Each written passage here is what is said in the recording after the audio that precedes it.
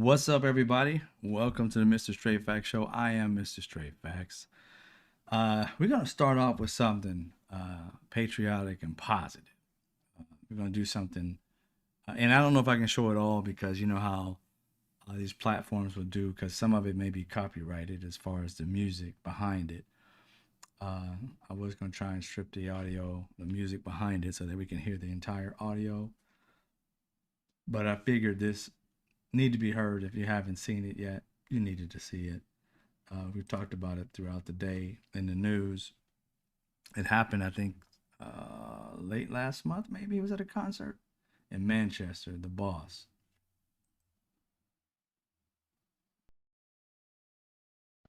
Did it take it? Oh, I didn't take it. There we go.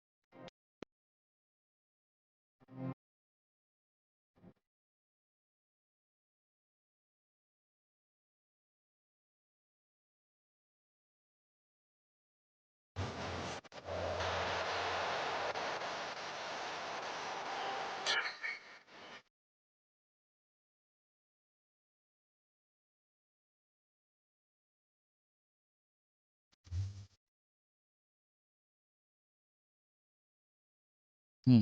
Last check, the last check on power after the checks and balances of government have failed are the people, you and Thanks. me. It's in the union of people around a common set of values. Hey, Rude, how you doing? Now, that's all that stands between democracy and authoritarianism. Mm-hmm. So at the end of the day, all we've really got is each other. Thanks. Okay, I'm gonna have to stop it right there because of the copyright situations. But you can go check it out online. You'll see uh, that he, excuse me, he goes in on Trump, on authoritarianism, and basically tells, I think this is in Europe, Manchester, tells them about, he's sung for, he says, almost 50 years or whatever he says, about America. Everybody knows the boss. If you don't know the boss, you need to go check him out. But Bruce Springsteen has talked about all kinds of stuff, and born in the USA. He didn't have so many, an illustrious career, and has always been a person who believed in the country. He's left leaning, of course, but I don't think this was, to be honest, if you listen to him, it's not really even about politics. It's about America, because he's really talking about, in a sense, he's talking about both parties have really failed Americans. And once the the government has failed us, all we have left is each other. That's pretty much what he's saying. It was a very spirited speech that he gave, and he weaved in Martin Luther King, even though he didn't say him. He weaved in some of his words. He weaved in other, writers of civil rights and things of that nature, uh, in the past as well. You can tell he's well read, educated on the entire topics, and is really about that life. And I respect him for that. He got out there. I think he's like the first like, um, I would say, entertainer to come out and just kind of like really be out there. I know people have come out and, Robert De Niro, and cussed him out and stuff of that nature. I get that, and he's down for the cause of Americans, uh, but this is the first time it didn't seem like it was a, an anger movement. It was just, this is America. I love it. And if we, the people, don't save it, it's gone. You know what I'm saying? The democracy and everything. So I was happy to hear that. And then people tell me about it. Then I went and saw it. So if you haven't saw that Bruce Springsteen concert, at least the first 5-6 minutes of it, I believe. I think they kind of cut it. I don't know where he does it in the show, but very powerful, very powerful. Some people said, I was reading on comments, some people said it made them cry because they started to realize how much they have already lost in democracy based off some of the things that he said about citizens being scooped up off the streets and democracy is like falling apart, and we have to do something about it. So I really appreciate that. All right, just to start that off with something, semi-positive about what's going on, motivational. So you watch that. Today, if you haven't seen it already, I'm sure you have. It's late in the evening for most people. Today, Donald Trump came out and said 25% tariffs on iPhones because he wants them to build in America. I'm like, I'm tripping off of this real quick though, because if you've been following this whole thing, didn't Donald Trump literally say, as far as deals go on in this country, early on, his bragging point was that Apple was bringing $500 billion to America to build businesses, right? He said that. That was one of his talking points to kind of make it seem like he had already done some deal. Now, if you would learn it enough, you would have known that deal was in place when Biden was in office. And on top of that, that bill was something, not bill, but that decision to build had been in place when Biden was here, and not necessarily giving Biden credit for it, to say, so to speak. It's something that Apple has done years before. The prior year to that was $300 something billion. This coming up process that they have set up, they don't know when it's going to happen, this year or next year, is estimated to be $500 billion. What is he doing? What are they creating? The hell if we know. But it's a fact that, they already have some things here. They're probably expanding what they already do here, which may create some more jobs, but it's something that was already here. The crust of the whole, like the meat of what he does is in China. And because Donald Trump is throwing the tariffs on China, they're going to decide, well, they've decided that they're going to start going to India to do it. So therefore, it would be less tariffs. Well, Donald Trump said he spoke to them, and he's like, "Yeah, you can go to India, But basically, if it's gonna, I'm gonna be here, then it's gonna be a tariff on you for 25%." Now, think about this for a second. No matter what happens with Apple, Apple knows this man is not long for this world. Whether he's trying to be a dictator and be in power for the next 10 years, but he ain't long for this world. So they know it's like, we got to calculate it. Yeah, he going to be gone. You know what I'm saying? God going to take him eventually. Eating burgers at 78, almost 80 years old, drinking Cokes and shit and overweight. Yeah, that heart's going to give out sometime soon. So they ain't even stressing it. But they're like, we just move around. Just let him play his games. And Donald's trying to act like he's really a boss. He's not. Nah. He's a dipshit. So it's like he doesn't know what he's talking about. But he put on his 25% tariff. Now, I want you to listen to this, what he says. And I'm gonna see if you catch something in it. But we're going to play both parts of it because it was the same press conference, the actual same source, but from a different angle. I guess they may have had two cameras there. I'm not sure. In different parts of it. So let's go ahead and see if I got this ready. Let's listen to it. Let's see. President, on Apple, you said this morning that if they don't make their iPhones in the U.S., you're going to hit them with a 25% tariff. Right. Do you have the power to tariff one single company? company? And why would you No, want to it'll hurt be an more. American company in that way? It would be more. It would be also Samsung and anybody that makes that product. Otherwise, it wouldn't be fair. So anybody that makes that product, and that'll start on, I guess, the end of June. So, It'll Mark, come out. I Condor, think what's we have that appropriately done by the end of June. So if they make that product, now again, when they build their plant here, there's no tariff. So they're going to be building plants here. But I had an understanding with him that he wouldn't be doing this. He said he's going to India to build plants. I said, that's okay to go to India, but you're not going to sell into here without tariffs. Okay, now before we get into the deeper part of this conversation, he's saying, like I just said, India. That the CEO of Apple said he's moving into India, and Donald Trump wants to move the industry to America. I mean, think about it logically. Why is he moving it? Because it's cheaper. Every business is trying to make their products cheaper. Now, if you come to America, it is estimated just for the fact that, oh, we ain't gonna have no tariffs here. People don't understand something. And this is where you get the MAGA slow people literally trying to tell you about, MAGA math. And we're like, yo, MAGA math is like slow math. It ain't mathing. You know what I'm saying? So they're thinking like, oh yeah, we're gonna have these jobs. And I said, no, no, no.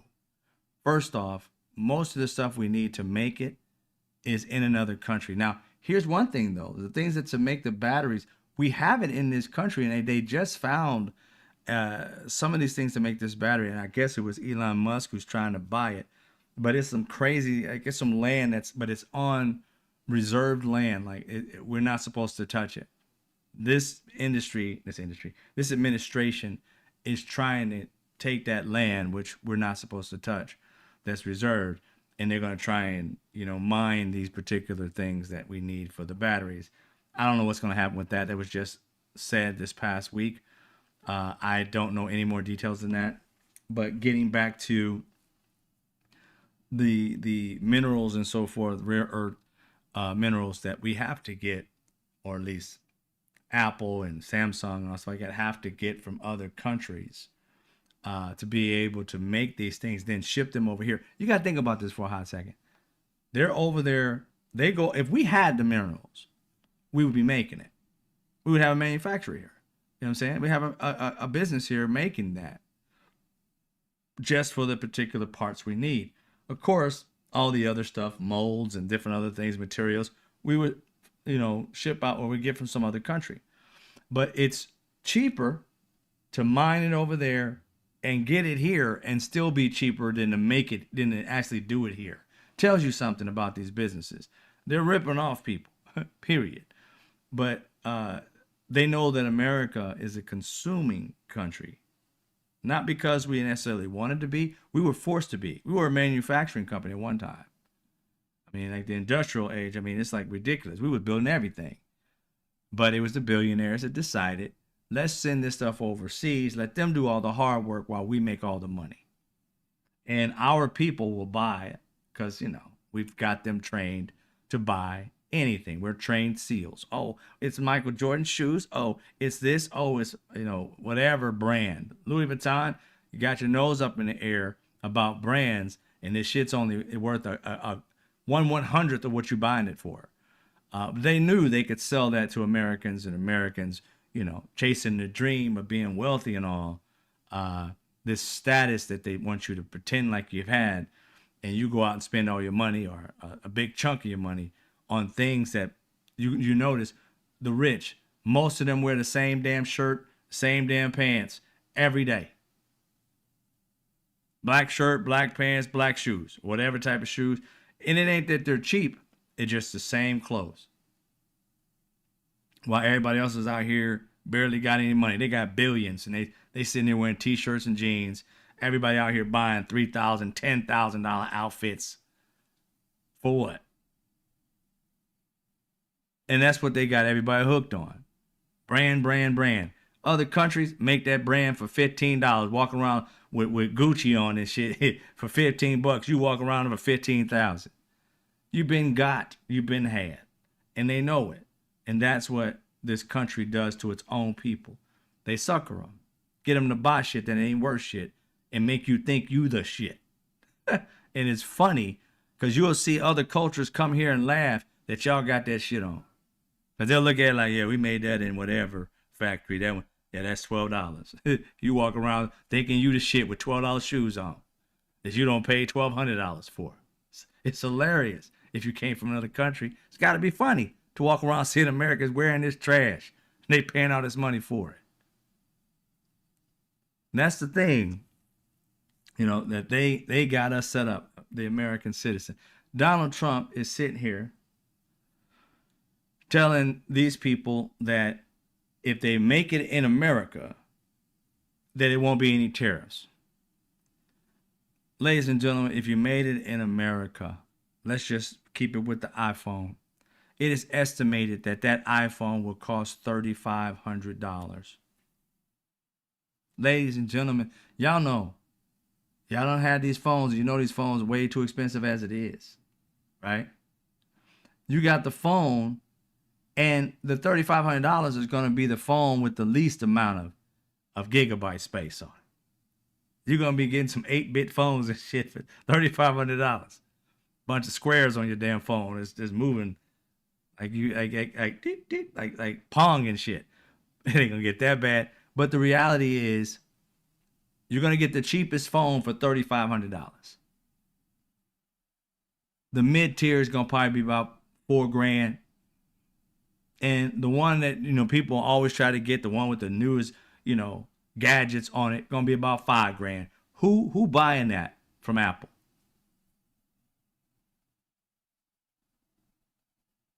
Donald Trump knows America will go apeshit having to pay $5,000 for a phone. His thing is to hold people over until they give him something. This is all about Apple giving him a gift. You got a spare plane you can give me? Oh, but then I'll take it down. You hear him say that if you bring it to America, dude, first off, if they brought it to America, they're not stupid. They can promise you they're going to bring it to America tomorrow. But guess what? They ain't got to keep their promise because your ass will be out of office or dead by the time they get it here. It's going to take, at minimum, 3 to 4 years to just even break ground with this shit.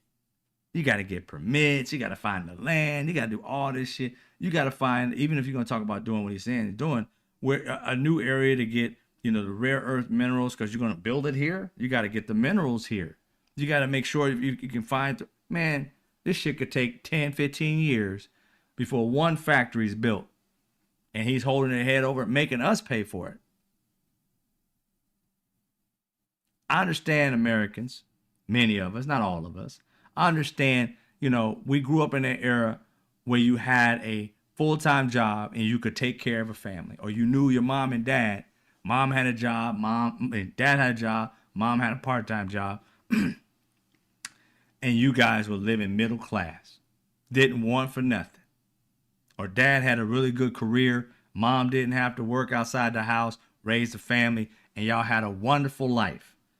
And you've known that shit has been disappearing year after year, to the point where everybody in the house got 17 jobs, like they on Heyman from In Living Color. Heyman, how many jobs you got? I got 17 jobs, man.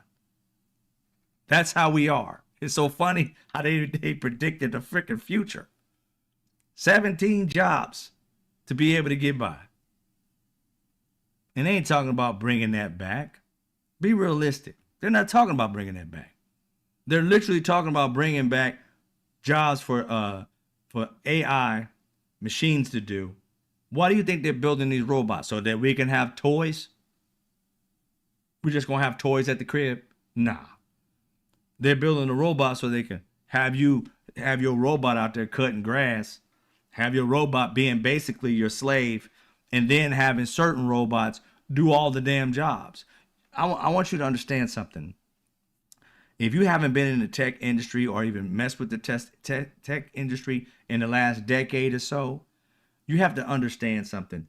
These people have been realizing for well over a decade that in the future, they're planning on not having any employees. I ain't trying to scare you. I'm just telling you it's real. They've been planning this for well over a decade. That they wouldn't have no employees. They would just build robots to do it all. So much so, they came up with like guaranteed income just so they can make sure that people could live. They're so rich that they're going to pay your ass to stay home. These robots will make all the money. They figure it'd be cheaper just to pay you to live a minimum life. No need to even have a job. It may sound good to some people. That means they're in control of your life. If 1 year they say, you know what, we just gonna have to decrease, your life decreases. And you have no like validation for like, I need to get a raise. It's like, your ass is sitting at home. Hey, why you need a raise? They'll control your wealth. It's crazy. And I'm telling you, go look at it. Back in, I would say the early 2000s, 2008, 9, somewhere around there. One of the main people who did it, they did a study here in Northern California. I want to say it was San Francisco, but it was up there near Silicon Valley area. It was one of the main people who started doing it was one of the founders of Facebook. He had left, and of course he took his billions with him. And he came up with the fact of having a guaranteed income. I can't remember the exact name of it was called, but that's what they were focusing on over a decade ago. You think they gave up on that? No, they've been able to try and perfect it, I'm sure. See how they can do that to the point where robots are doing the jobs. Humans may be there to fix it, but think about it. After a while, they're going to get the machines to be able to fix themselves. I mean, so it's not to be fearful of this whole process. It's just the fact that if you see the future coming, learn about the future. Don't try to stay your ass in the past. I said this to many young people. I build computers, fix computers, deal stuff with technology, and did a lot of it on my own, build apps and things like that. I tell my kids friends, I tell anybody younger that it's you can't be in a position of being a person who is young coming up in this world and stuck in old mentalities. You don't want to touch a computer. I don't want to mess with a computer. You are leaving yourself behind. You don't want to be a 30-year-old who's been left behind like an 80-year-old that didn't want to touch the internet. And now they don't know how to operate a phone. They don't know anything about tech. They couldn't send an email if they tried. And you're going to be that one person writing a check that you done left technology so far ahead of you that you so far behind, you writing a check. By the time you get there and be like, oh, I got Cash App. Like, what? We just touch with our skin now. Where you at? You don't want to be that person. You just don't. So get into it and learn about the future and stop thinking you can live in the present, but put your mind on the future because the past is not coming back. No matter how many people tell you, these people are trying to make a living without you. Just saying. All right, let's continue. Mr. President, what about the European Union? You said that negotiations are going nowhere. Where are the kind of points where they're slow moving? I've been saying to everybody, they've treated us very badly over the years. It was formed in order to hurt the United States, in order to take advantage of the United States, and they've done that. We have a big deficit with them. They sell millions and millions of cars, as you know, Mercedes and BMW and Volkswagen and many others, and we were essentially restricted from selling cars into the European Union, which is not nice. And I just said it's time that we play the game the way I know how to play the game. They've taken advantage of other people representing this country, and they're not going to do that any longer. Yeah. Mr. President, you are a deal maker, deal breaker. What are you hoping to achieve with a 50%? Well, I think this is there is no tariff because what they'll do is they'll send their companies into the U.S. and build their plant. We have, I guess, over $12 trillion practically committed. You look at other presidents; they haven't had $1 trillion for a year, for 2 years, for 3 years. We have numbers. Nobody's ever seen numbers like we have. And if they build their plant here, then they have no tariff at all. Are you looking for a deal in 9 days? Will you be able to do that, sir? I'm not looking for a deal. I mean, we've set the deal, it's at 50%. But again, there is no tariff if they build their plant here. Now, if somebody comes in and wants to build a plant here, I can talk to them about a little bit of a delay. But, while they're building their plant, which is something I think that would be appropriate, maybe, we'll determine Is there that. anything they can do, sir? Is there anything the EU can do? I don't know. We're going to see what happens. But right now, it's going on June 1st. And that's the way it is. The European Union, I mean, the sole purpose was really not to hurt us, but to take advantage of us. And we're not going to be taking Mr. advantage. President, this is That's not. I don't know about what EU. You can't read somebody's mind. We had deals with everybody. Nobody really had so much of an issue with it. What this administration, to me, from what I've been doing research, you may know something different, is they're trying to make up what they fucked up, and just by squeezing it out of everybody else. By our deficit, this last generation added more to the deficit than any other president has ever done, right? By multiples, right? And so by trillions of dollars, this man, his last presidency, blew up the deficit. Now, this one is going to kill it again, because all the things he's trying to do cost money. And they keep on talking about they're trying to save money. It's costing us more money to try and save money. So in order for us to even start saving money, if they put something into place, our economy has to grow over the next decade astronomically to be able to sustain the fact of right now, we're just going to be putting out money left and right as they do this Doge crap. And, it is pretty much breaking even in the fact of them, the cost of them doing this thing, talking about how much they're going to save. We spent more than what they said we actually saved. So now if it does work, if at all, it's going to take years before we make back what we just spent. And they decided that these things are going to happen. They're all projections. These projections don't mean it's going to be real. You can't determine what's going to happen. If we have another pandemic, if we have another outbreak of something, if we have another war, I mean, you can't predict these things. And so them putting us more in debt in hopes that their strategic plans will work, come on. The trickle-down effect economics has never worked. In the history of America, it has never worked. And they think that it will work. Why? Even if you gave it a chance and said maybe one day it'll work, you'd have to have a Republican president for the next fucking 50 years for it to actually take effect. It goes on for 4 years and they get kicked out another 4 years. It wouldn't work. And plus, they don't care about people enough for trickle-down economics to work. Because that literally means you have to give a damn about the people and start creating the jobs. They're not creating jobs. They're creating wealth. What they just passed in the House is going to be cutting Medicare, Medicaid.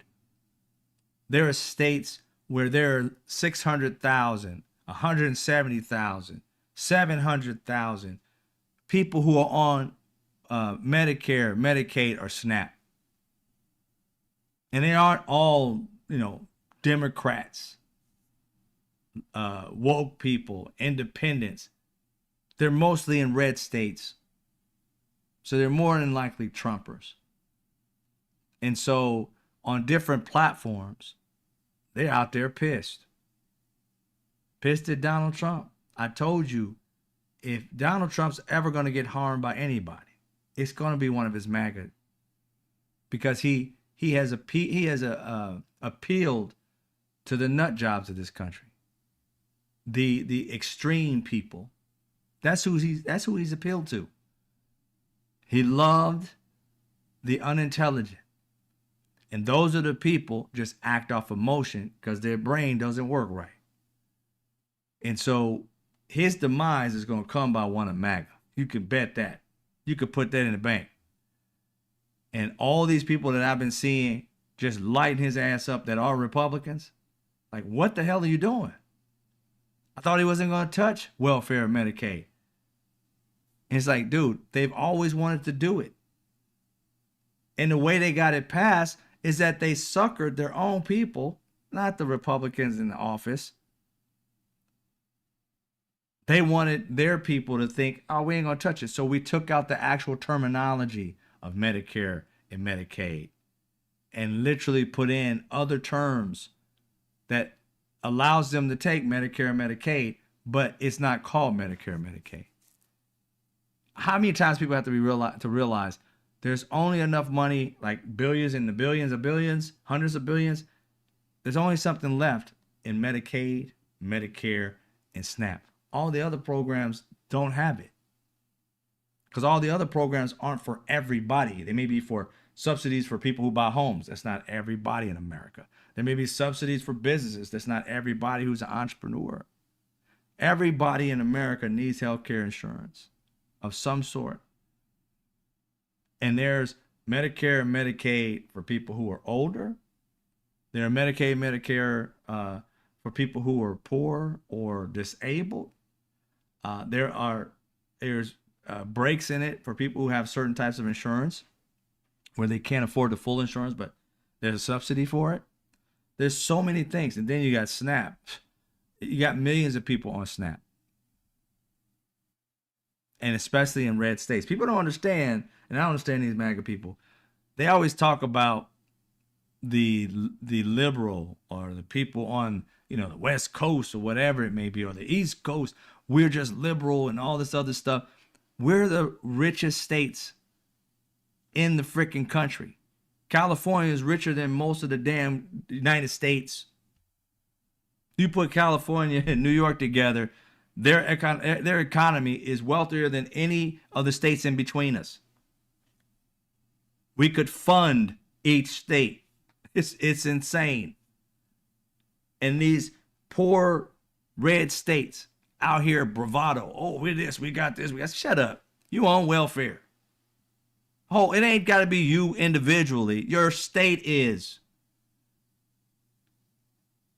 Donald Trump is trying to bankrupt states. I don't understand it. They just had it. First off, JFK didn't notify their system, at least, all these different tornado warnings and things of that nature.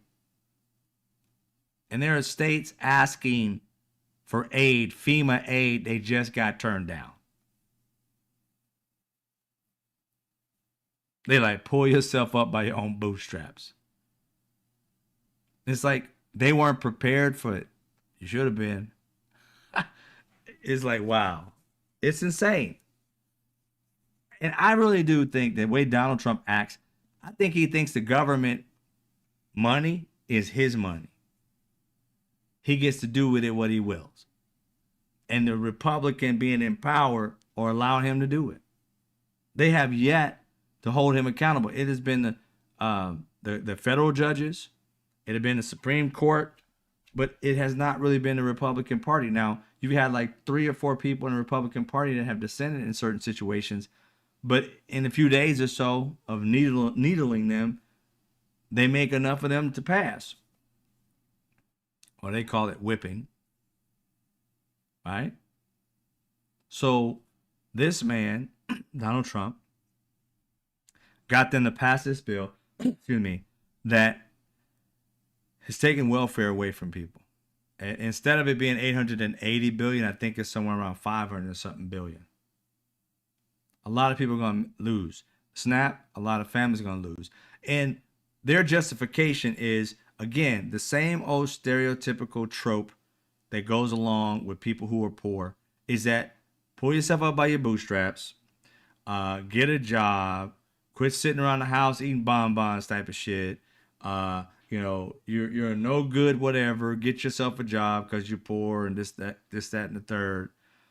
And that old trope works with racist people and people who believe in that shit. But the majority of people on that, the welfare or SNAP and on all these other programs, are white people. The majority. And I don't know about the percentage of how many of them are racist or whatever, but that doesn't matter. They're on it because they're poor. And they have been led to believe that, hey, I might be on it, but I'm in the minority. It ain't going to harm me as much. But we're trying to get all these black people off of it. And it's like, well, black people aren't on it as much as you guys are. And it's not like they're going to focus just on black folks. They're going to focus on, do you qualify? And their qualifications are changing. So they're going to look into your life and try to figure it out. That's what they want to do with this bill. We hope it doesn't pass in the Senate. We hope it doesn't pass in the Senate. I don't know why they sent this thing to the Senate, but maybe Donald Trump's going to whip them again, and they're going to pass something that they're going to wish they hadn't. Because I'm going to tell you right now, the racist dude named Bubba with 4 teeth, he's going to go a-hunting. Because that dude is going to be pissed when he can't buy his chewing tobacco. That dude's going to be pissed when he can't get any food. He talking all that shit to the people around him that are black. And his ass is losing everything. Unemployment, that type of situation. Oh, yeah. Bubba going to be pissed. It's going to be a lot of them. It's going to be pissed off. Now, I don't know what they're going to do, but I know they're going to be shitty because they thought it was going to be black people. They're going to really be shitty at the fact when they see black people walking by still buying whatever it is. How do you get that car? I'm like, he ain't on welfare, fool. That's why he got the car. But you are. I think what this is going to do is going to wake up a lot of misinformed, racist white people. They're going to be like, wait a minute. We on this shit? Yeah. They've been telling you lies this entire time. That it's lazy black people. That it's lazy people of color. While you were on it, you were sitting there thinking, well, black people are on it more. I'm just barely on it. No, you're on it the most. And you're going to feel it. It's crazy how they can disassociate you from reality. Racism is a hell of a drug, y'all. Racism is a hell of a drug. Because through racism and all the isms, you can get people to vote against their own best interest. Because that hate is stronger than their love for self. They don't even see themselves being on welfare, knowing they get a SNAP card or whatever it is every month. Every month, or wherever you get it, every first 15, whatever, you get one. And you still got this arrogant ideology that black people or people of color don't deserve it. I do. And there's far too many of them on it. We're going to get them off. Sir, you're about to go off. Pay attention. Look at the climate. White people are getting snatched up, even though they might be Danish. But you see him mano a mano, just look like a white dude. Again, there's no such thing as white. So he's Danish, you're Italian, you're French. Y'all all can get it. And you didn't realize you could get it until now you're starting to see it in the news. And the thing that's tripping me out is that the Foxes and the OANs and the News Nations and all that shit, as far as I've seen, I didn't get to watch everything on there because I can't stomach it. I'd be ready to throw up by watching too much of stupidity. My brain starts getting all fuzzy. But they don't report on it.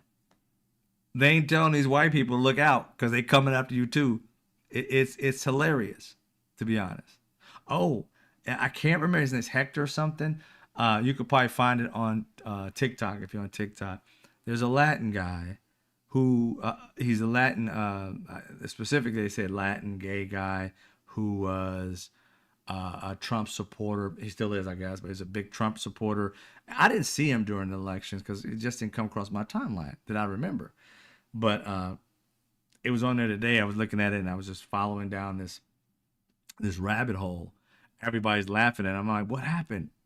And it turns out this dude who is super like Trumpian Latin dude. I want to say I forgot what's Latin country. Cuban. I think it's Cuban.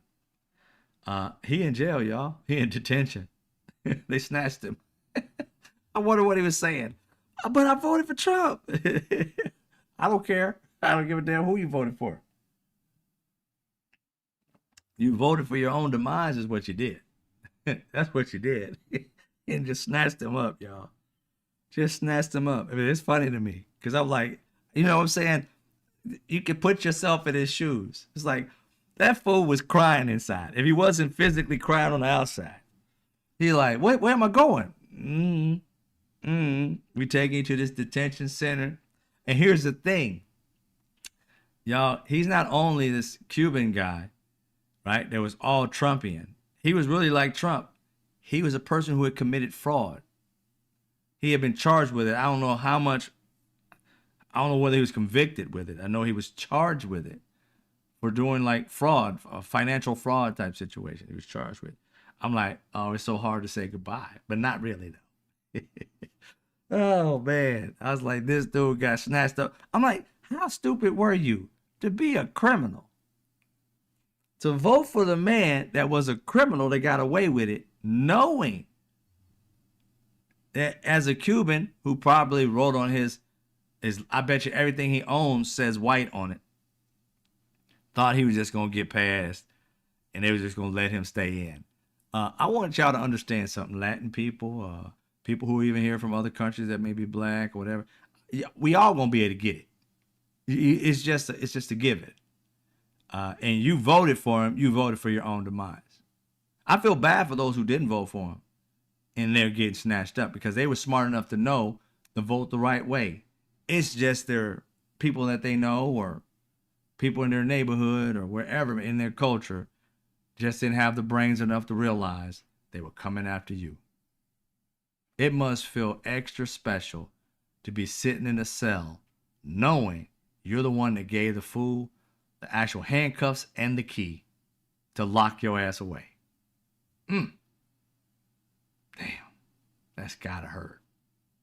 That's gotta hurt. Those tears must have like acid in them. Be burning and shit as they cry. Burning off skin cells. I know he in there crying his ass off. He's like, you just got caught for fraud and they let you back out. Now you being caught for being a Cuban. They ain't letting your ass out for that. No, they're not. Not this racist group of people. All right. So the other thing that happened today, Harvard. Donald Trump again.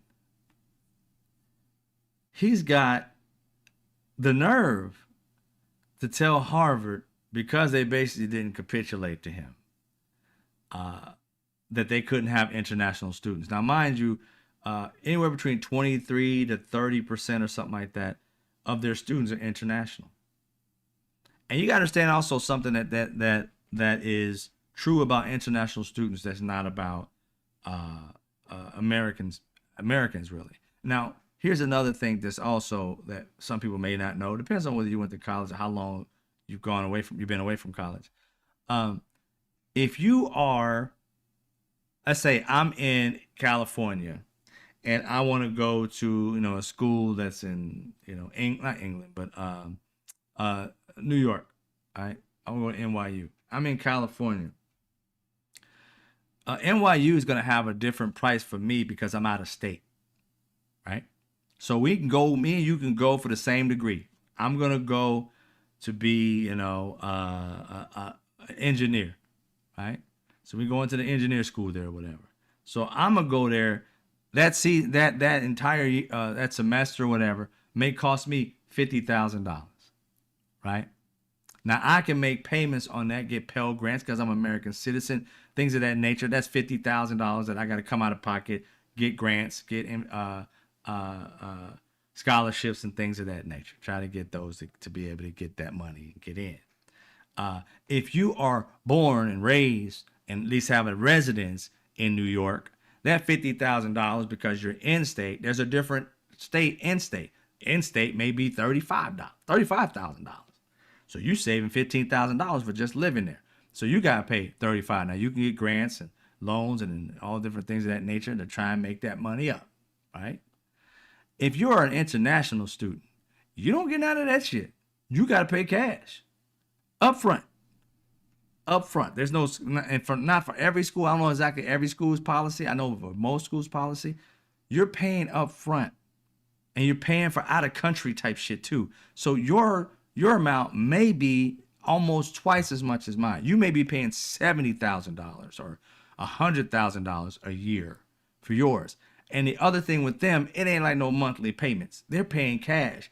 Some of the money that comes into these colleges from these international students are some of the funds that they use to help other students and giving them scholarships and things of that nature to be able to pay and offset for some things that the school may need, because they're coming in hot with cash, and Americans are mostly not. Not that they don't have that, but mostly not.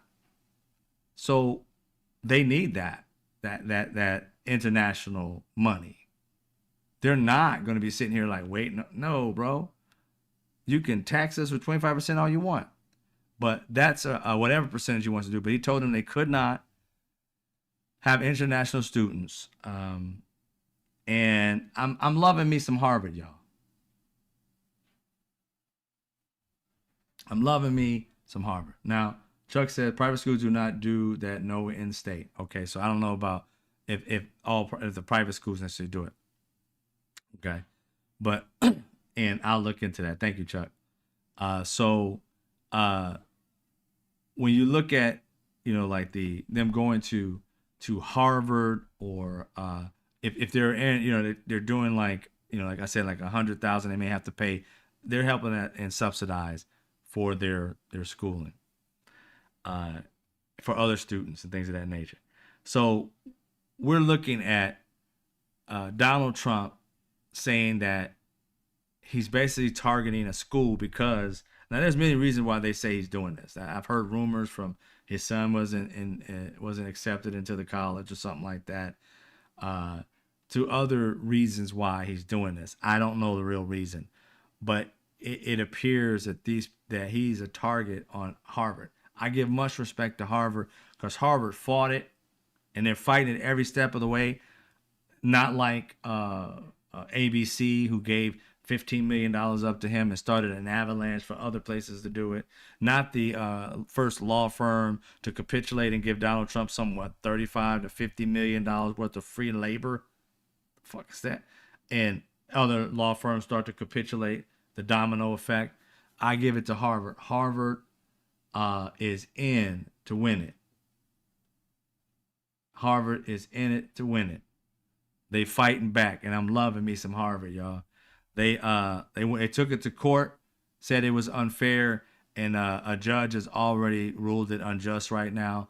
I'm pretty sure Trump's gonna appeal it, whatever. But this phase knocked out. We're starting to hear and have been hearing from Stephen Miller to J.D. Vance, who was in an interview here recently. They're trying to subvert the law. They're trying to make it seem like the Supreme Court, which is supposed to have checks and balances on themselves as well as on the other equal branches of law of this country, the equal branches of law. So you got the government, you got the president, the executive, judiciary, right? And then you got Congress. So you got all these three governments checking on each other, so that there's no imbalance. They're supposed to be checking each other. The Congress is not checking the president's worth a damn. The only force that's still checking him is the federal courts and the Supreme Court. And to be honest, I am shocked the Supreme Court is, because they didn't do nothing but put a bunch of their own sycophants in. And it's shocking me that some of these sycophants are literally sticking to the law. I'm going to knock on some wood or something, because I'm happy that they are. Because I'm going to speak for me. I personally thought they wouldn't. That was one of my alarms, was saying, you get these fools in, it's a wrap. They're subverting the law. And turns out, Kavanaugh's on the fence. Amy Coney Barrett is actually kind of getting somewhat fair, even though she's still right-leaning. I'm like, it seems like it's a little something. Let's hope it stays that way. Keep your prayers up. But they got knocked down. But now they're trying to challenge the justification of the Supreme Court doing its duties. And now they're trying to check them by saying, hey, your job is partly to check on executive power, but you're supposed to check on yourself as well.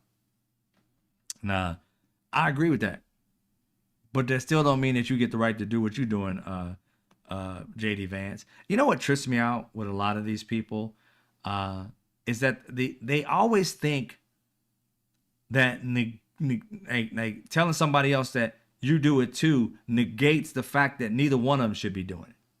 They think that if you say you do it too, that both of them should be doing it. It's the oddest thing. It's like, oh, well, you rob somebody. Well, you rob somebody too. Like, they're supposed to negate it. It's like both y'all should go to jail. What the hell are you talking about? You know what I'm saying? They kind of really make up some of the dumbest arguments. We're doing things wrong, J.D. Vance. Supreme Court justices or Supreme Court saying, Trump, you're overstepping your boundaries. This is not right. So we're going to say no. And then they send out their little dipshit dog, J.D. Vance, and he's like, well, they need to check on themselves too. I'm like, yes, they do. But that doesn't mean you won. It means that both y'all need to be checking on each other and holding up the Constitution. It doesn't mean if he's doing it, I can do it now with impunity. No, both of you guys should be held accountable.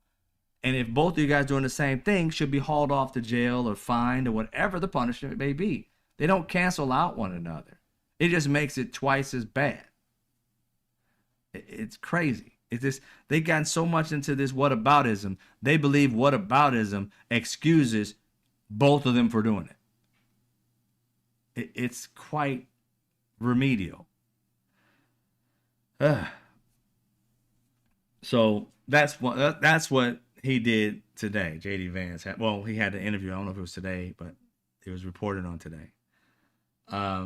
Another thing was Donald Trump's dinner last night. Now, Donald Trump kept promising everybody that this was not he wasn't in a presidential position. He was there for his own personal reasons, and he isn't a president. Now, you gotta understand something.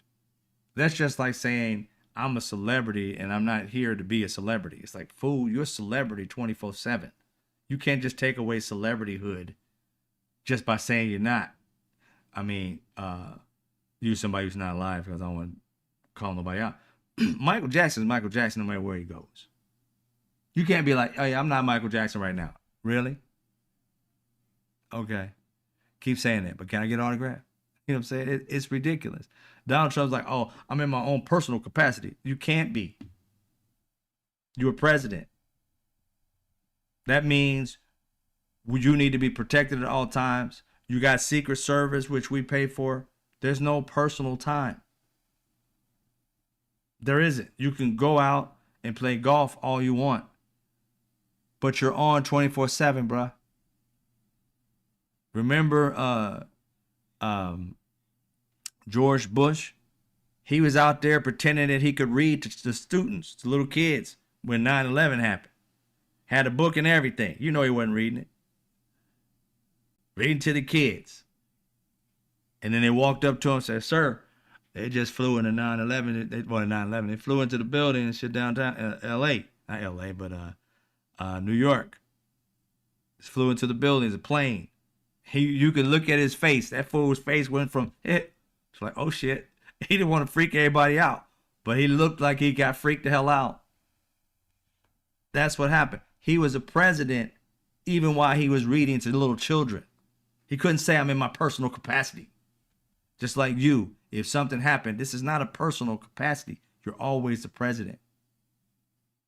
But he tried to excuse it because a president could not be at the function that he was in because it's highly illegal. It's against the Constitution. He's selling them meme coins that have no value. And these people are spending millions of dollars to just meet him. That's against the rules. People that can't even be in our country, forgot his name, but he's a Chinese Bitcoin person who in this country was being investigated. If he came to this country and Joe Biden was in office, he'd be arrested. Donald Trump relaxed that shit to allow this guy to come in. He already had a favor by Donald Trump just to be in this country. He was the highest paying person. Somewhat 30-something million or whatever he put up. You don't think that was for him to even be in the country without the government? The government is snatching up everybody, even American citizens right now. And if our government was working without the crooked dude, orange guy in place, that dude from China would have been arrested because he's under investigation in this country for fraud and different other things. But because he with Trump and he gave him money, oh, he's free to be in this country roaming around, probably making deals where he shouldn't be doing business at all. That's the reason why this man has been taking this money from people, and it's against the emoluments clause. He's got a $400 million plane. This event supposedly brought in $400 million before the event happened. And then you know they gave him something while he was there. And anybody who's anybody, if they want to be a part of a deal, he's willing to give it to him. He came in and immediately started throwing on tariffs just so he can make deals with people. Not for the country, but for himself. This is all leverage of himself to become rich by these countries. What you got for me? If it isn't true, why'd he take the plane? If it isn't true, when the African president came, he's like, I don't have a plane to give you. He's like, I wish you did, and I would take it from you.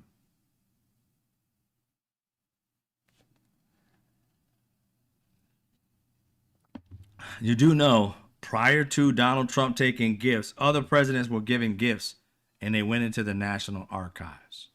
Not into their libraries. National Archives. Could they be loaned to the library? I'm sure. Do you see Obama flying around in any plane? I'm sure he was offered a lot of different gifts while he was president. He did not take. We already know he was accepted a large, rather large, like chain with a bunch of expensive emeralds on it. He said about the size of half a size of a bike chain. He didn't keep it. He didn't even talk about keeping it. He literally said he's got to take it to where it needs to go.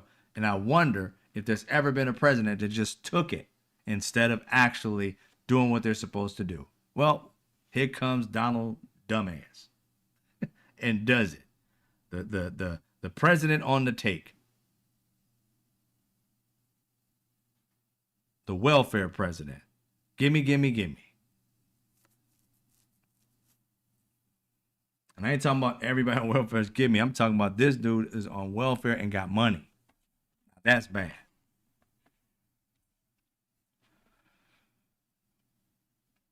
So those are the things that have been happening today that caught my eye. The most motivational was Bruce Springsteen, because he really talked about us as Americans being together. And it resonates with me, because that's what I talk about after I expose these lies of the day. I focus on how we can come together and make things happen. The issues we face in this country are because billionaires have never cared about us, but they have a strong advertising and slogan game. They can put some words together that got people chanting the opposite of what they're trying to do. Their strategies are like extremely like hypnotizing. Whatever it is, they'll bring it up and say, drill, baby, drill. Stop the steal. All these different terms that have these people quick to say and quick to be brainwashed, because they really don't mean stop the steal. Stop the steal really meant let's steal the election. Drill, baby, drill is just talking about let's get them focused on drilling more oil because they want it. That's something that I can drive them to move, that they won't even look to see that we're already drilling, baby, drilling. You can't even get them to open their eyes up or ears up, or even break open their laptops or desktops or even phone to just research and find out. We already drilling, baby, drilling. What we going to do? Become better than number one? It's the oddest thing with these people. But they have these slogans that get people just jumping for joy and not checking to see how much these people are literally laughing at you for saying it. They're patting themselves on the back all the way to the bank when they hear you say woke. They're excited about it because they took that term, bastardized it, and they know that even if you're not racist, even if you may not be against, education and you're not a person who believes in lies, if you're repeating that, you have learned their brainwashing. It has taken hold and will continue to take hold in society because they put millions upon millions of dollars into you having to say that. And then you say it, and all of a sudden, it's in the ecosphere, and it's always goes around the world. Just like they say, a lie will go around the world like a million times before the truth even gets up to put his pants on.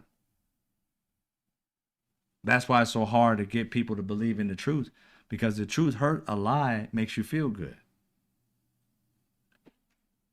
And when I say feel good, people get endorphins off of hate. They get energy off of hate. Like I said, from the outside looking in, being disrespectful, hateful, not positive, can look like a bunch of fun. Don't believe me? I'm telling you, all you got to do is in a space where somebody's like, is a hateful human being, watch those few hateful human beings talking behind a glass or something that you can't hear from. Visually, you will see it and be like, wow, they're having such a good time in there. But in reality, they're having more than a good time. They're talking about hateful shit while they laugh and have a great time. Things that they're doing, they're hating on everybody else and lifting themselves with that hate. They'll tell you, I'm telling you, you can see a hateful person literally just light up like a candle, like they're in there having the best time of their life, and they're literally saying the most egregious, disrespectful, hateful shit out of their mouths, but they're in joy because their lives are fucked up, and to be able to talk shit about you makes them feel good. Their joy is hate. Their energy is hate. And that's where it lives. Without it, their life is humdrum because they realize where they're at in life. If I don't have an enemy, then I'm no good. I got to have that enemy because that makes me feel like I'm somebody. Mentally, they're hurt. Hate, racism, all these things is a weakness. It's not a strength. It's a weakness. And they have to replace it with something. You know what I'm saying? They feel bad. If you took the hate out of a person who's like racist or sexist, they wouldn't know what to do with themselves. I guarantee you they'd be depressed and probably would unalive themselves within a year. Because then they'd have to face or better yet, but then they have to replace the hate with something that makes them feel good, and they can't find it. Because if they could, they would have already. They got to look at their lives and say, you know what? I don't have this in my life. I don't have that in my life. I'm not the best at this. I can't beat this person at that. Let me see what I can hate on that makes me instantly feel like I'm somebody. And that's what happens. They hate on something to lift themselves. That's all it is. They have to be supreme because they feel inferior. Ask yourself something, people of color. Have you ever thought of yourself as supreme? I've never heard Michael Jordan ever say he was supreme. Yet I have yet to meet one white person, one Latin person, one Asian person that could beat him. Has he ever walked around saying it? No, because his words and his actions prove it. The basketball court, put a ball in his hand and holding it like this and waiting for you to come down out of the air. Oh, when you start to descend, let me go up a couple more inches. Bam, done. He doesn't have to tell us. That's why when you hear somebody talking about white supremacy, white this, I'm like, dude, shut up and be about it, because you can't be about it, because there's nothing supreme about you. You're mediocre at best.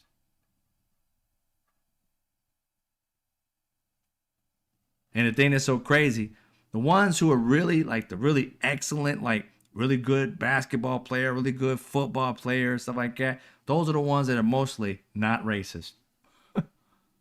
Those are the ones who are cool with the black people on their team, because they know my best running back is more than likely a black dude. My best this is more than likely a black dude. Those are the ones they're hanging out with. They've been on varsity together for the past, since they were in 8th grade. It's just some of the craziest shit that the most weakest links think they're supreme. It's comical. It really is. Supreme, but you can't read. Man, supreme, but you can't read. Yeah, I see you woke, Mike. I like Jon Stewart as well, too. He gets it in. But tomorrow, Saturday is the 24th at 12 p.m. Pacific Standard Time. It will be the meeting that we're talking about. We're meeting, it's called Project Infinity. And it's basically going over what I'm designing for us as Americans to try and take control and basically break our hold from the billionaires, building back without billionaires and their expensive brands, getting the things that we need, and also lifting ourselves economically in the process. The strategies that I've been developing for that, and the websites and different other things that I'm developing for that. And this, I'm just sick and tired of us as American citizens always relying on billionaires. When we had, and if you're my age or older, we had, at least my parents' age, I guess, they had this belief, even though black, you know what I'm saying, but I grew up around, white people in my younger years. But my parents necessarily didn't. But what they were told, work your butt off, give a company whatever, 30 years of your life, you retire with a pension and all these different things. And that stuff lasted for a while until the rich started realizing we don't have to give them that. I know we promised it to them, but fuck them. And that's what they did. Sent over these jobs that used to be really good jobs overseas.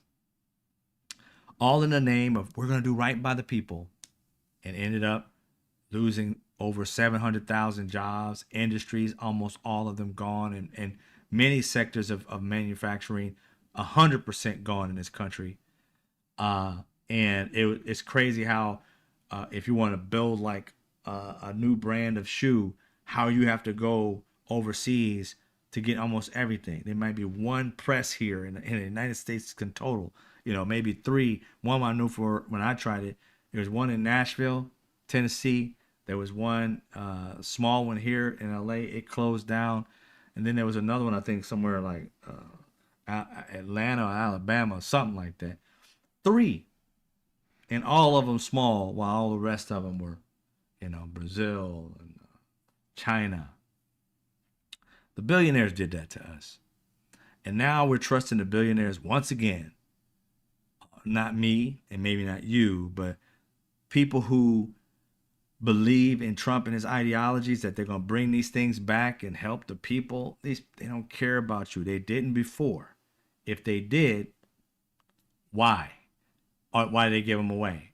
And I also want you to understand at the same time that when they gave our jobs away, that money went into their pockets.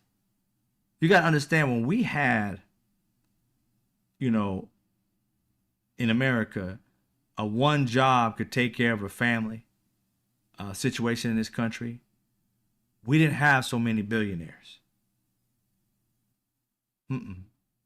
It was crazy when you heard somebody say they was a billionaire. You know, you had millionaires, but a billionaire, that was like extreme. Anybody a billionaire, he's like a couple hundred million. That was the most of it. But once they took these companies and manufacturing companies overseas, shut up. You ain't never seen a person be worth $100 billion. It was when all these companies left to make hand over fist. Get it made for $15. Didn't have to pay you $32 an hour to do it. I can go over there and get it done for less than $5 to do it. And that's how much I'm paying the person. And they're making so many of them. So it's costing me like 75 cents to make something that used to cost me $3 because it was paying me, you know, $25, $35, $50 an hour. That shit went away. They knew what they were doing. And trust me, they're 400 miles ahead of the average citizen right now. They have thought of a strategy, I'm telling you, to slogan you to death. We're going to bring back industry. We're going to bring back this. We're going to bring back that. And then they slightly put in there, well, you know, it's not going to be the factories of old. Oh, we want 14-year-olds to be able to work overnight. And they start bringing those things in. You know who doesn't get to see that? The actual stations in which have the most viewers. Fox. You tell a Fox person that that's what they're trying to do, they'll be like, a person who watches Fox, they'll be like, what are you talking about? That ain't real. Like, and then you see on every other channel, it's real. Scott Bessent, he doesn't talk about it as much. Other people that are right beside Donald Trump that are ahead of these things on the news constantly saying, oh yeah, we're going to have, you know, mixture with robots and, you know, automation and yeah. But, you know, it's going to be some good jobs. Your kids are going to want to work here. Shit. What kid wants to work in a factory nowadays? When they can pick up a microphone for a few $100s and probably cheaper off a TikTok shop for like $65. Pick up a camera and get out there and talk to their friends or go do some type of sport and make the same amount of money working at a factory, if not more, by getting promotions and ads from people. Why the hell would I go and work at a hot-ass factory or dry, cold-ass factory all day long? Majority of people ain't going to do that, bro. So when people talk about these factories, and even if you're looking at, you know, people who are somewhat or close to poverty in Virginia and other places that have a lot of poverty, maybe even Chicago, Indiana, they're going to do whatever they're going to do to be able to get survive. But again, these jobs, the one that are going to be paying the living wage, are going to be very few there. Those are the ones who are going to know the technology.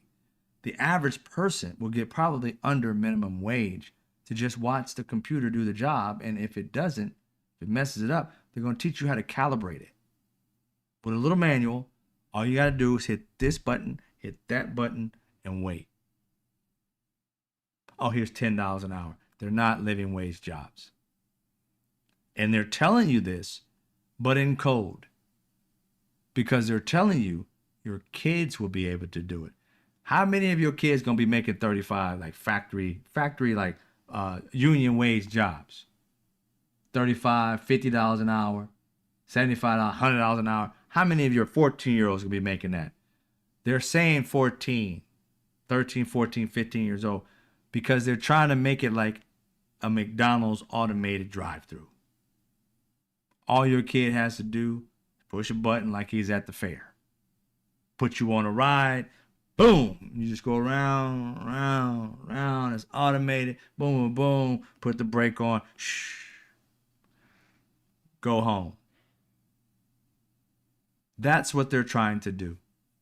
It's not like it's hidden. It's out in the open. It's just people aren't listening. They keep on listening to these unions say, hey, union jobs coming back. They know damn well these are not going to be union jobs. The only one that's going to be union are going to be the maybe 100 jobs at each one of these particular factories if they're ever built, which I highly doubt they will.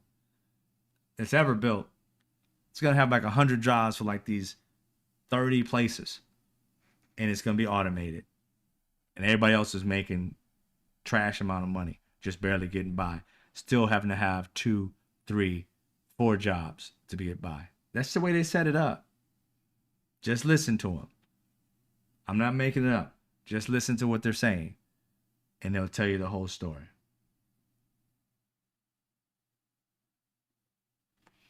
So, and again, you got to, if you really want to know more about that type of situation, there is a video. I got to try and get it.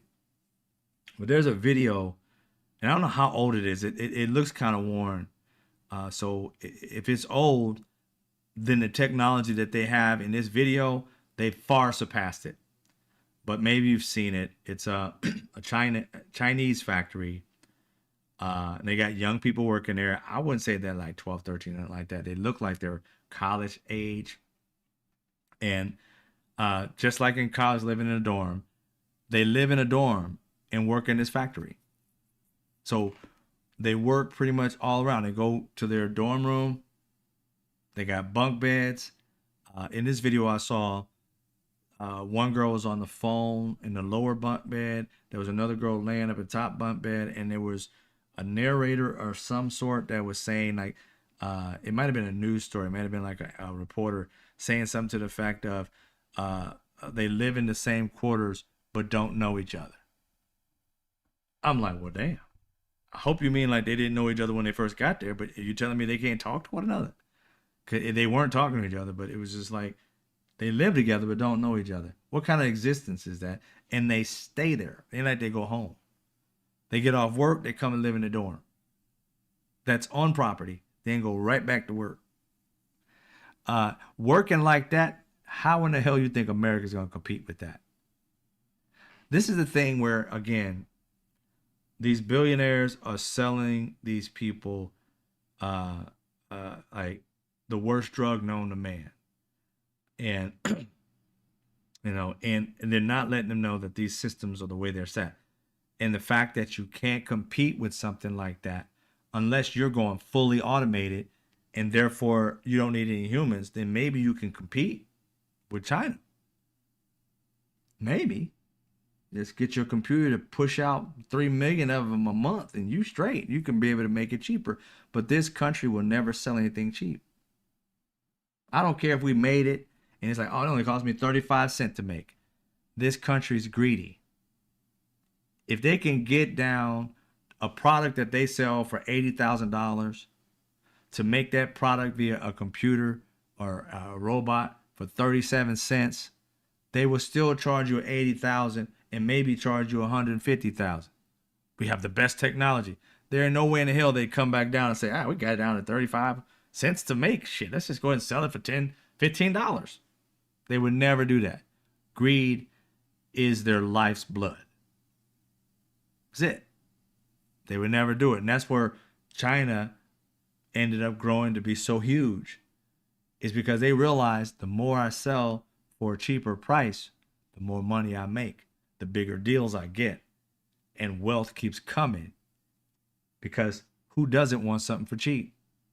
The entire world wants something for cheap. I don't know any person that says, hey, how much is that? Oh, it's about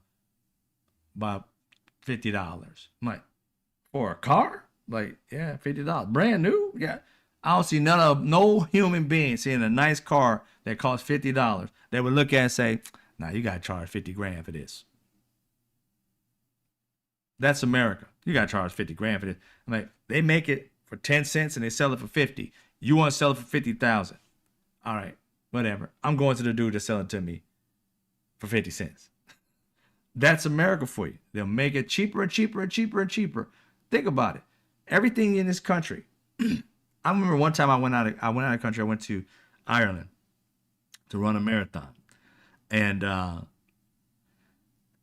went in and went to a few stores there, and I'm sitting there like, man, that's cheap. Man, that's cheap. Man, I was tripping on how things was way cheaper than it was in the United States. And I come back to the United States. I mean, you can get different things and so forth. In the year that I was there, it was cheaper. And come back here, and the shit's just astronomically high. I'm like, why is this shit the same thing? I mean, anything. I mean, like candy. I remember I saw those little Rocher type of candies that's wrapped in gold and has like chocolate in the middle, some kind of mousse in the middle of it. I forgot what it's called. Um, I saw those in Ireland. I got a huge one. There's little balls in it. This stuff was like $3 or something like that. I got here, it was selling me one for like $1.99. I'm like, what the fuck is this? It was ridiculous. It's ridiculous. That's how this country is. They rip off their own citizens. There's no reason. This country would make so much money making it cheaper. But no, they rather you spend all your money and stay broke than to offer something at a nice increase.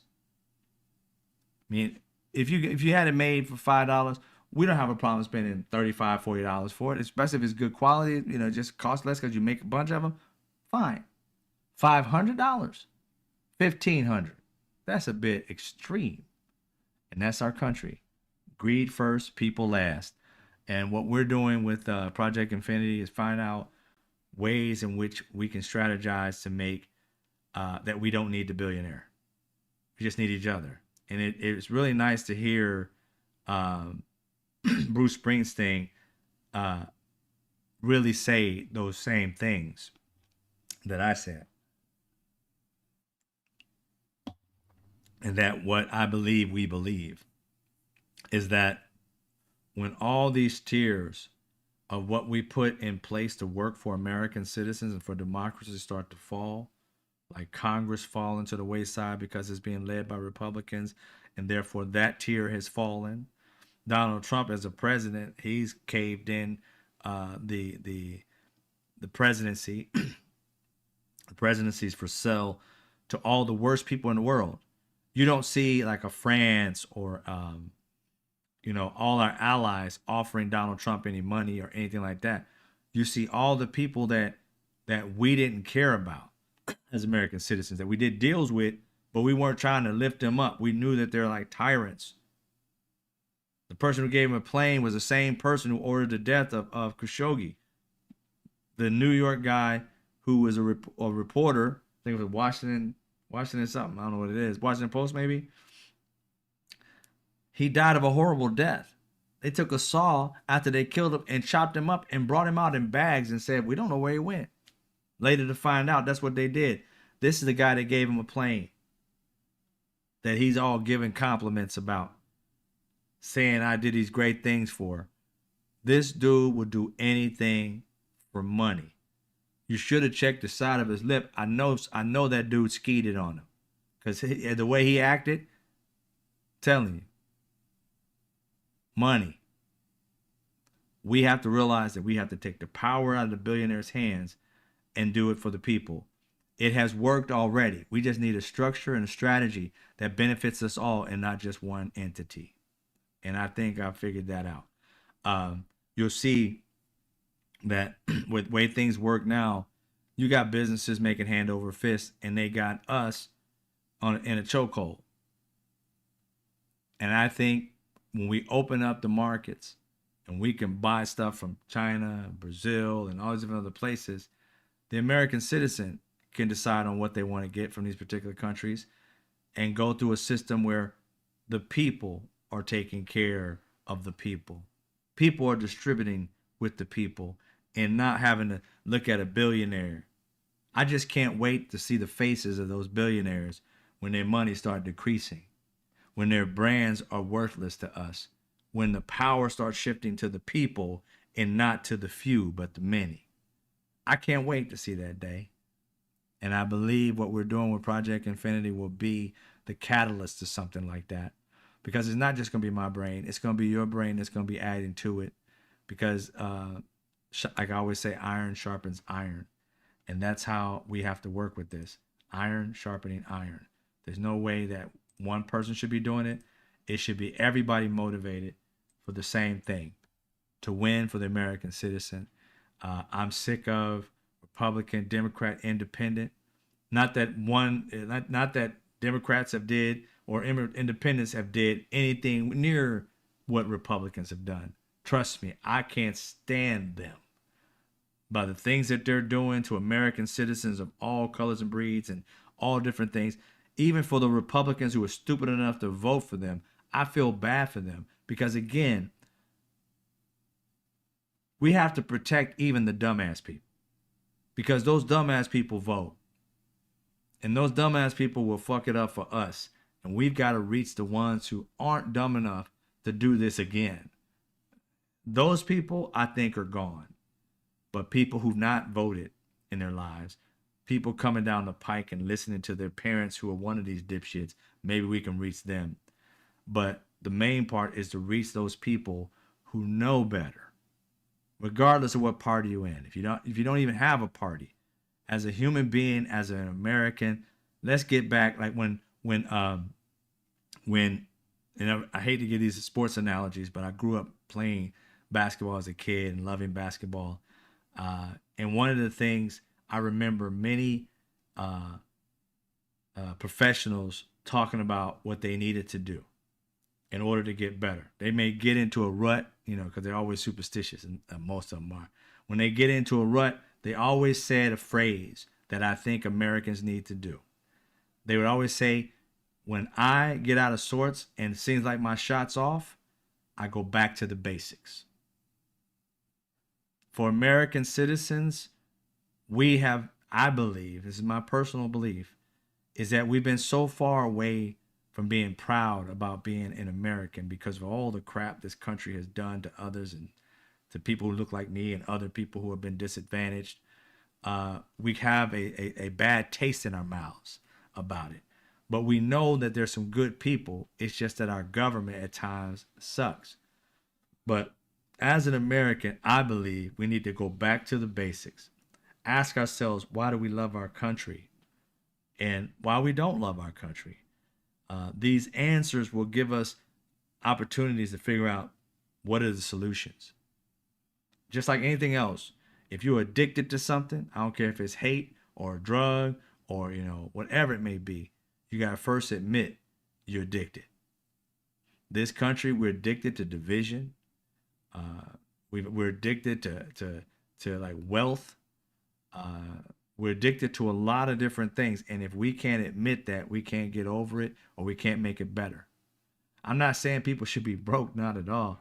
I'm saying I would love for people to be wealthy and have a good life and be able to take care of themselves. But the reality and the honesty of it all is that we have to care about each other. And you don't have to be all 300 million of us. It's just got to be enough that we can start, buying through each other, doing certain things for each other, boycotting certain instances, finding other businesses that sell. I don't care if it's overseas or Americans have to care about Americans. We are a consumer country. And I'm not asking people to buy outside your budget. I'm not saying that.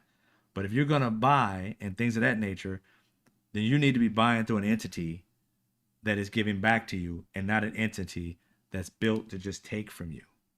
And what I've been building is something that focuses on, I've told people who have been a part of other different things that I've been doing, but I've revised what I'm doing. And it's like every time you shop, you get paid. You get paid a percentage of whatever it is that you bought, of the profit that was made before you just bought. Because I truly believe in the fact that we need to find a regenerative way, a non-greedy way to make capitalism work for the most of us. And in so doing, we start to create a distribution source in which we do not have to rely on the Calvin Kleins or whatever businesses that we talk about. I don't know why I brought that up, but Calvin Kleins or the Gucci's and all this stuff, all of these brands that people are so in love with that are charging, even Nikes that are charging you out the ass. We can start to find like, hey, I found this great product from China. It's a great shoe, blah, blah, blah. It makes me whatever. Then we need to start like buying that and saying, hey, I'm selling it, blah, blah, blah. You make money off of it. I make money off of it when you buy it. So the structure that I'm building is allowing us to make profit off of everything we buy. Basically, we go into a partnership with everything that we buy. It's It's not like you just buy from Clorox and Clorox gets all the money and you just get hooked on Clorox. Fuck all that shit. Find good products, good brands, good quality. Doesn't have to have a name on it.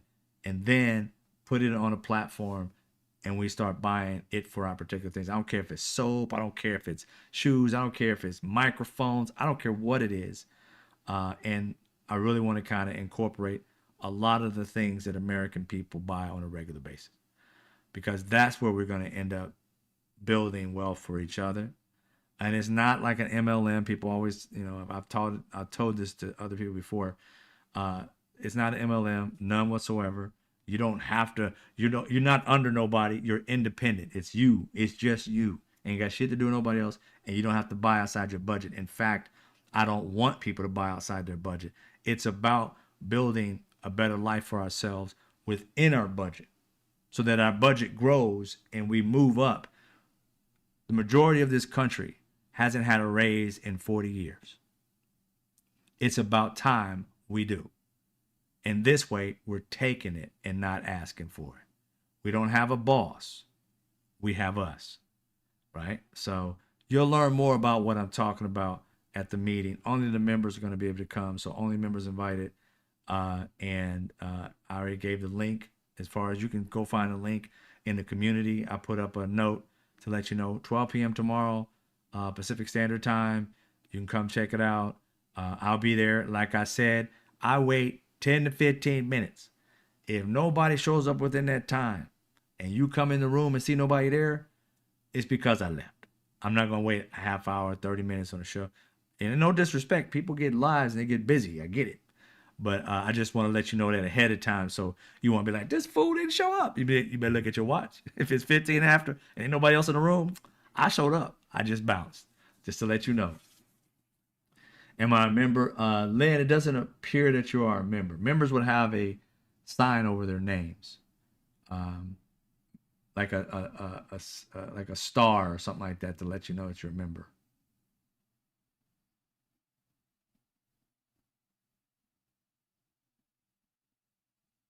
Yeah, I think the lowest membership is like $3.99 a month, something like that. But yeah. So I'll be doing that tomorrow, 12 p.m. Pacific Standard Time. Hope to see y'all there. If I don't, I'm pretty sure somebody will tell somebody else in the room, whatever. But it's for us, because I really don't want I don't want to be exposed. I mean, I'm telling everybody here right now, but they don't know the depth of it. They're just like, what does that mean? It doesn't make any sense. And, you don't get it until I expose it. But I'm pretty sure you get the gist of it, and that's the point. But as you get into the depth of it, you'll start to see. And as we start to talk about it and get to know each other, we'll build it even bigger and bigger and bigger. But yeah, I'm really happy about this for everybody. So we'll see that on tomorrow, 12 p.m. Pacific Standard Time. All right. Much love to all y'all. When is the meeting again? It's 12 p.m. Pacific Standard Time. I'm in California. So if you're on the East Coast, that's gonna be like 9. Oh no, it's gonna be 3 p.m. I'm 3 hours behind y'all.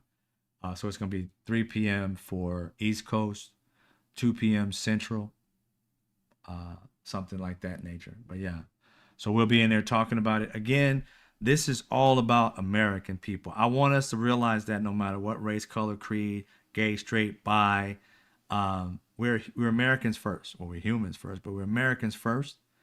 And in this situation, and we want to realize that whatever flavor you bring, we love it. But we're not about division. We're trying to use whatever brain power we have to make the world a better place. And it starts by planting the seed of how can we make it better. Bring your brilliance to the room.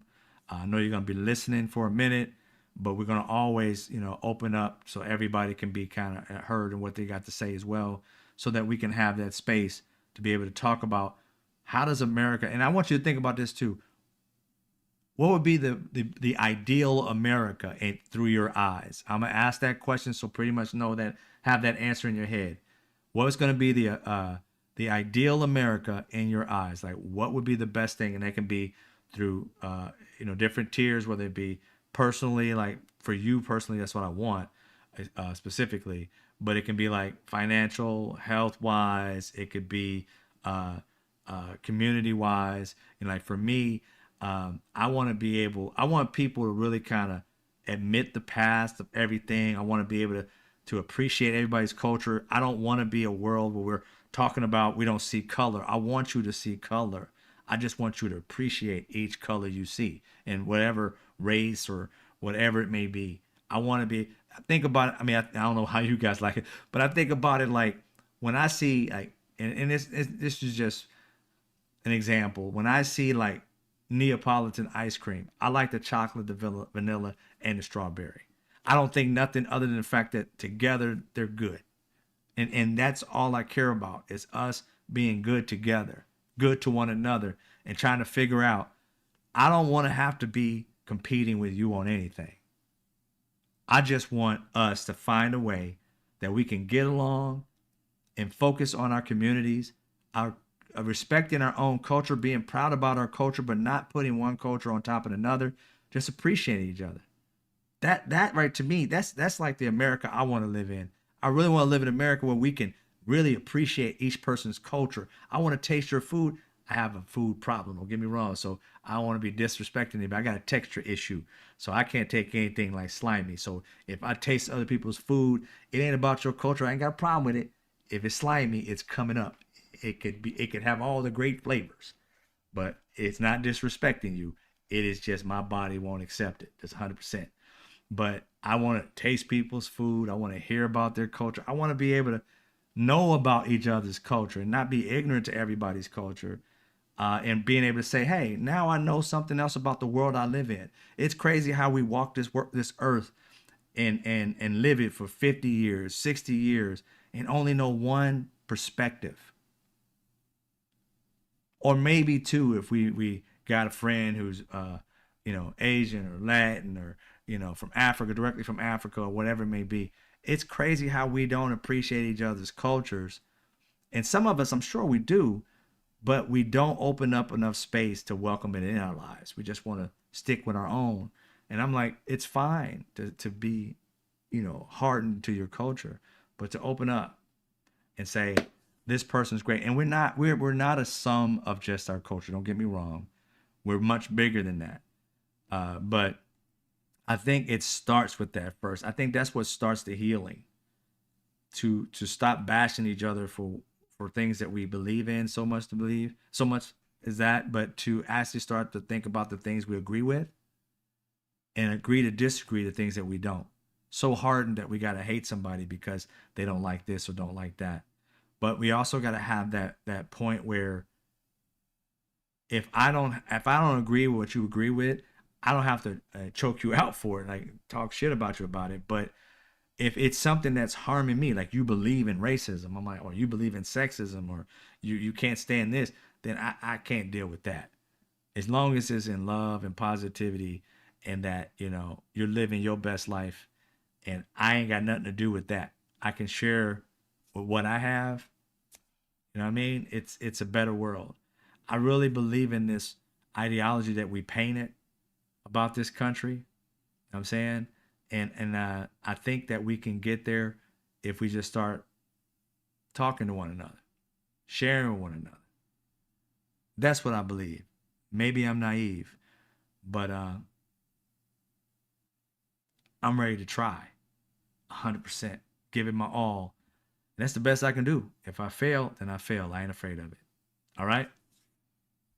All right. Good night, my American brothers and sisters. Catch you on the next one. All right, Swift, take it easy, Swift. Nope, it's a deal breaker. I don't know what you're talking about with that, but thank you for giving out the gift there, Swift. I appreciate you. Giving it to Eileen. Welcome aboard, Eileen. Let's see who else came in today. Give y'all love. If you're not a member, you can join. Just click on the link. Outside on my account, you can be able to become a member too. Like I said, $3.99 I think is the lowest. But that is what it is. All right, ladies and gentlemen, I appreciate you. If you like music, old school music, my next show will be like I don't know, like a good 4 minutes, I guess. We talk a little bit longer than I thought it was gonna talk. But anyway, we're going to be able to do, let me see if I can get this off there. I did. My show, Chocolate Music Lab, TikTok should be around 7:30. I'm late on that, so I'll probably like 7:40. Give me 10 minutes. But other than that, and if anybody's in here as a part of that, please let them know. But if you're not, I'll see you when I see you. Thanks, everybody. Much love. You guys have a great weekend. And as always, see you when I see you.